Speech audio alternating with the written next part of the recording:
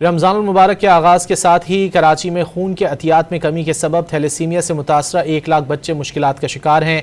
तिब्बी माहिरीन और वालिदैन ने आवाम से खून के अतियात जारी रखने की अपील कर दी है। मज़ीद जान लेते हैं डॉन न्यूज़ की नुमाइंदा अनम मशकूर से। अनम, रमज़ान में खून के हुसूल के लिए इन बच्चों को किन चैलेंजेस का सामना करना पड़ता है?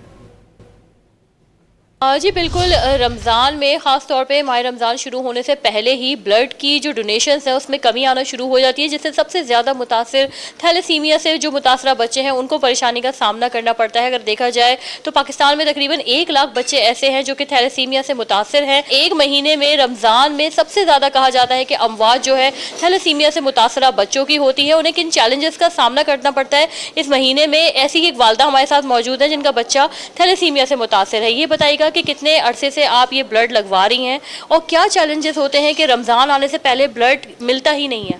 जी अस्सलाम वालेकुम। मैं जो है ना 9 सालों से ब्लड लगवा रही हूँ अपनी बेटी को। आम दिनों में तो ब्लड मिल जाता है, मगर रमज़ानों में ये होता है कि लोग जो है रोज़े रखते हैं और ब्लड डोनेशन नहीं करते, तो हमें बहुत परेशानी होती है और रमज़ानों में हमें ब्लड नहीं मिलता, बहुत मुश्किल हो जाती है हमारे लिए। तो लिहाजा लोगों से ये अपील है कि वो रमज़ानों में भी ब्लड डोनेट करें। जी बिल्कुल, यहाँ पे वालिदैन भी हैं जो कि बहुत ज़्यादा फ़िक्रमंद हैं बच्चों के लिए कि आज तो ब्लड लग गया, लेकिन अब जब 15 दिन बाद आएंगे तो ब्लड मिलेगा या नहीं है, कितना इंतज़ार करना पड़ेगा। इस हवाले से जो इदारे काम कर रहे हैं उन्हें भी चैलेंजेस का सामना करना पड़ रहा है, क्योंकि रमज़ानों में जो ब्लड डोनर्स हैं वो जो है ना इज्तनाब करते हैं ब्लड देने को, जिसकी वजह से जो खमियाजा है वो इन मुतासरा बच्चों को भुगतना पड़ता है। जी।